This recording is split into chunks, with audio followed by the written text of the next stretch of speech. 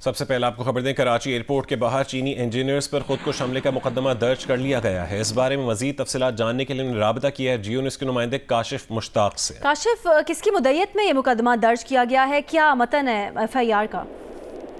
जी बिल्कुल, इस हवाले से हमने कल भी बताया था कि इसका जो मतन है वो तैयार किया गया है और आला हुकाम से जो है वो इसकी इजाजत दी जा रही है। ताहम अब जो है वो बाकायदा मुकदमा दर्ज कर लिया गया है। इसकी कॉपी जो है वो हमें मौसूल हुई है, जिसमें ये बताया गया है कि मुकदमे के मतन में कि ये धमाका कैसे रिपोर्ट हुआ और SHO की मुद्दत में जो है वो ये मुकदमा दर्ज हुआ है। SHO एयरपोर्ट की मुद्दत में, कलीम मूसा की मुद्दत में, और साथ साथ ये भी इस मुकदमे में है कि CTD थाने में इक़दाम कत्ल, दहशतगर्दी और इमलाक को नुकसान पहुंचाना, दहशतगर्दी के अमल के लिए जो है ये मुकदमा दर्ज किया गया है। इसमें ये भी बताया गया है कि जो चीनी बाशिंदे हैं उनके कॉन्वॉय को जो है वो निशाना बनाया गया। एयरपोर्ट से ये कॉन्वॉय निकला था और शाहरा फैसल के लिए जा रहा था। इसी दौरान दहशतगर्द ने जो है वो अपनी गाड़ी टकराई है और टकराने के बाद जो है वो जोरदार धमाका किया। धमाके के बाद जो है वो पुलिस की नफरी और दीगर पहुंचे हैं। तमाम तर चीजों को मुकदमे में जो है वो बयान किया गया और साथ साथ ये भी बताया गया कि इस हमले के अंदर 15 गाड़ियों को जो है वो नुकसान पहुंचाया गया है, जिसमें हमलावर की भी गाड़ी शामिल है। जिस बारूदी मवाद का इस हमले के अंदर इस्तेमाल किया गया है उसका भी जो है वो मुकदमे के मतन में जिक्र किया गया है और ये बताया गया है कि 2 चीनी बाशिंदों समेत 3 अफराद जो है वो हलाक हुए हैं, जबकि एक रेंजर एहलकार समेत 15 अफराद जो है वो इस हमले के अंदर जख्मी हुए हैं। इस तमाम तर तफसीलात के हवाले से जो है वो पुलिस की तफ्तीशें टीमें जो है वो काम कर रही हैं और तहकीकाती टीमें ये बता रही हैं कि मुख्तलिफ CCTV फुटेज और हमला आवर का जो रूट प्लान है उसके हवाले से भी जो है तफसीलात हासिल कर ली गई और उस पर भी काम किया जा रहा है। ठीक है, बहुत शुक्रिया काशिफ, अपडेट कर रहे थे। मुकदमा CTD थाने में SHO थाना एयरपोर्ट की मुद्दत में दर्ज किया गया है।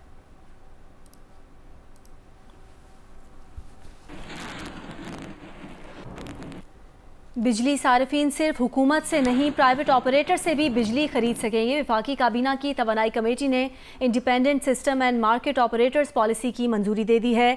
वज़ीर आज़म की ज़ेर सदारत इजलास के बाद जारी एलामिये के मुताबिक ISMO बिजली की मार्केट को मल्टीप्लेयर इंडिपेंडेंट मार्केट में तब्दील कर देगा और एक शफाफ मुसाबकती मार्केट कायम होगी। एलामिये के मुताबिक इस फैसले की वफाकी काबीना से तौसीक ली जाएगी।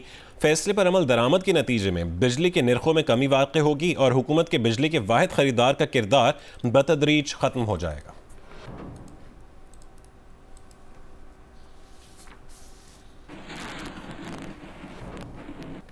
सुप्रीम कोर्ट में डैम्स फंड केस की समाअत के दौरान चीफ जस्टिस पाकिस्तान जस्टिस काजी फाइज ईसा ने रिमार्क्स दिए हैं कि आइन और कानून की बजाय अदालती फैसलों को फौकियत नहीं देनी चाहिए।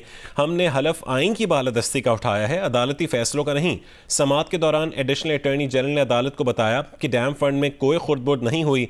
11 अरब रुपए के फंड्स पर हुकूमत ने टी बिल्स के जरिए 12 अरब रुपए का सूद दिया है, जिस पर चीफ जस्टिस काजी फाइज ईसा ने कहा कि हुकूमत पर सूद का बोझ डालकर कह रहे हैं कि 11 अरब रुपए 23 अरब हो गए।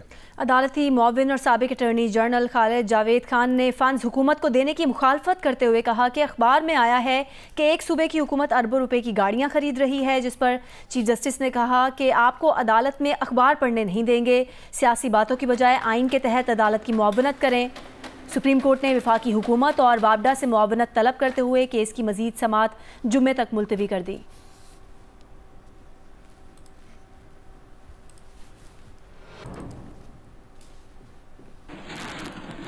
तर्जुमान जमीयत उलमा इस्लाम हाफिज़ हमदुल्ला ने कहा है कि आइनी अदालत के नाम पर एक कठपुतली अदालत कायम की जा रही है जो एग्जीक्यूटिव के ताबे होगी। अपने बयान में हाफिज़ हमदुल्ला ने कहा कि आइनी अदालत का चीफ जस्टिस फ़र्द वाहिद वज़ीर आज़म की सवाबदीद लगाया जाएगा। आइनी अदालत को वो तमाम इख्तियारात दिए जा रहे हैं जो सुप्रीम कोर्ट को हासिल हैं। वकला तंजीमें निकलें, अब अदली और आइन की तहफ़्फ़ुज़ की जंग लड़ने का वक्त आ गया है। शायद हुकूमत को टास्क दिया गया है कि आज़ाद अदलिया को ख़त्म करो वरना घर जाओ। इस किस्म की आइनी अदालत की हिमायत आइन और अदलिया पर खुद को हमला होगा।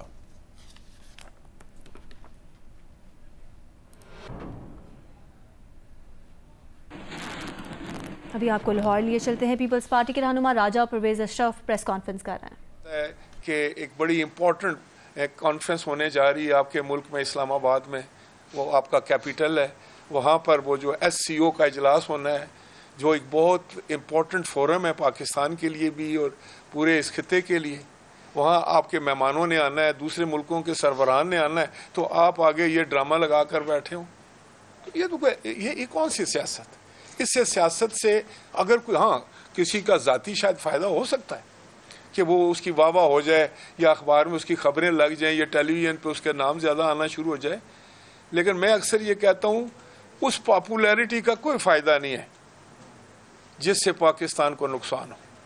पॉपुलैरिटी वो होती है लीडर की जो उस मुल्क के मफाद में हो, जो उस मुल्क के बसने वाले लोगों के मफाद में हो और उनको उस मकबूलियत से कोई फ़ायदा हो।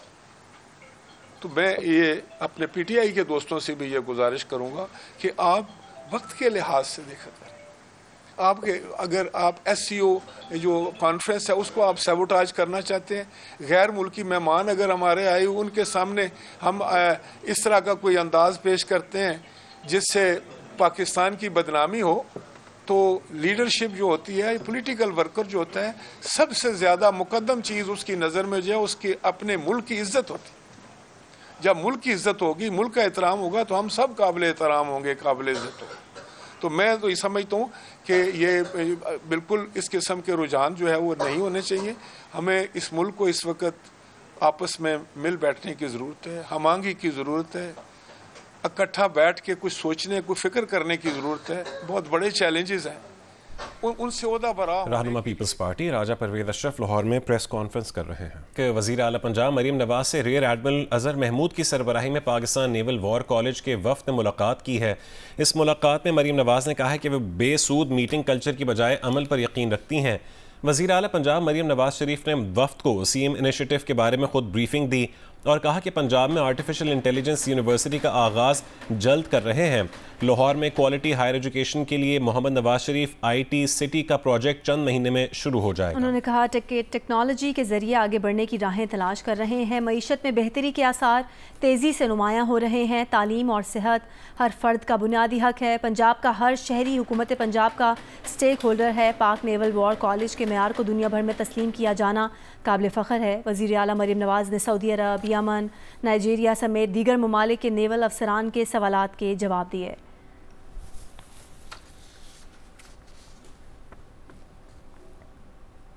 सिंध हाई कोर्ट ने मेडिकल कॉलेजेस में दाखिलों के टेस्ट की मेरिट लिस्ट जारी करने से रोक दिया। कोई इदारा दाखिलों का अमल शुरू ना करे। सिंध हाई कोर्ट की जानिब से कहा गया है कि चीफ सेक्रेटरी और सेक्रेटरी सेहत ने तहकीकाती कमेटी बनाने की तजवीज़ दी है। कमेटी MD कैट टेस्ट में बेज़ाब्तगी इल्ज़ामात की 15 दिन में तहकीकात मुकम्मल करे। कमेटी तहकीकात करके क्रिमिनल और सिविल जिम्मेदारी आयद करे। कमेटी जामियात और PMDC से रिकॉर्ड तलब कर सकती है।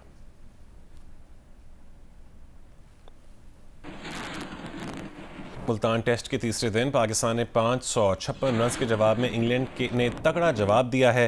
जो रूट की शानदार सेंचुरी की बदौलत इंग्लैंड ने 3 विकेटों के नुकसान पर 386 रन बना लिए हैं। 386 रन बना लिए हैं। 3 खिलाड़ी आउट हुए हैं इंग्लैंड के। इस वक्त इसी पर बात करेंगे। सिकंदर बख्त हमारे साथ मौजूद हैं। सिकू, जितना तेज़ इंग्लैंड खेल रहा है, लग रहा है कि मैच का फैसला भी जल्दी हो जाएगा।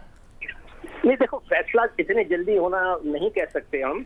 बात अक्सर ये कि उन्होंने 74 ओवरों में 76 ओवर्स में उन्होंने 370 लगाए थे, हमारे 300 थे। तेज तो वो बहुत अच्छा खेल रहे हैं। इस पिच के ऊपर इस वक्त कुछ नहीं है और मैं हैरान हूँ कि ये पिच किस नीयत से बनाई गई थी कि भाई इसमें रन बनाने की नीयत थी, इसमें आउट करने की थी, मैच जीतने की थी।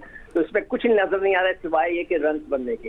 तो अगर वो ये जरूर हो सकता है सिनेरियो जिस तरह आप कह रही हैं कि जी मैच जो है रिजल्ट उनकी तरफ जाए कि ये और तेज खेलें जब नया गेंद लेंगे। अभी 80 ओवर तो हो गए हैं, होने वाले हैं, तो जब जैसे 80 ओवर होंगे वो नया गेंद आएगा तो उसमें रन भी बनते हैं, आउट होने के भी चांस होते हैं। अगर उन्होंने आज के दिन पूरे में हमें इक्वल कर दिया तो फिर प्रेशर वो पाकिस्तान पे डाल सकते हैं। तो पिच के अंदर कुछ नहीं है कि हमें डर लगे कि पाकिस्तान टीम दूसरी इनिंग में कोलैप्स हो जाए। ऐसी कोई चीज फिलहाल नजर नहीं आ रही सिवाय इसके कि जो फुट मार्क्स हैं उसके ऊपर जहां पे इब्रार गेन कर रहा है, उनके बॉलर वहां पे गेन करेंगे तो हमें प्रॉब्लम होगी। तो देखते हैं कि वो डिक्लेयर करते हैं या लीड लेते हैं। That will be very interesting. 3-4 दिन बाद कुछ ऐसा हो सकता है कि स्पिनर्स को मदद मिल जाए और विकेटें गिरें। देखा होता है टेस्ट क्रिकेट में यही होता है कि चौथा और 5वां दिन खतरनाक होते हैं, जहां पिच के ऊपर जो है ना वेयर एंड टेयर हो जाती है तो गेंद स्पिन होने लगता है। मगर इंग्लैंड को ये देखना है कि उनकी क्या स्ट्रेटेजी होगी कि क्या वो लीड लेके डिक्लेयर करेंगे या लीड लेकर वो पाकिस्तान को खिलाएंगे या इवन होकर। मैं नहीं समझता इवन होकर, वो लीड लेंगे और लीड लेके पाकिस्तान के ऊपर अंडर प्रेशर लाएंगे। तो अब देखते हैं चौथे 5वें दिन जो है ब्रेक होता है कि नहीं होता। ठीक है, आप ये कह रहे हैं कि इंग्लैंड की कोशिश होगी कि लीड लेके पाकिस्तान को अंडर प्रेशर लेकर आए। बहुत शुक्रिया सिकंदर बख्त इस पर तजिया देने के लिए।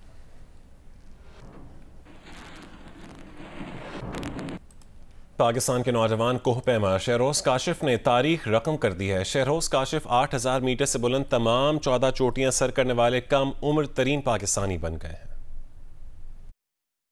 पाकिस्तान के नौजवान को पैमा शहरोज काशिफ 8000 मीटर से बुलंद तमाम 14 चोटियां सर करने वाले कम उम्र तरीन पाकिस्तानी बन गए। 22 साल के शहरोज ने 8027 मीटर बुलंद शीशा पंगमा सर करके ये एजाज हासिल किया।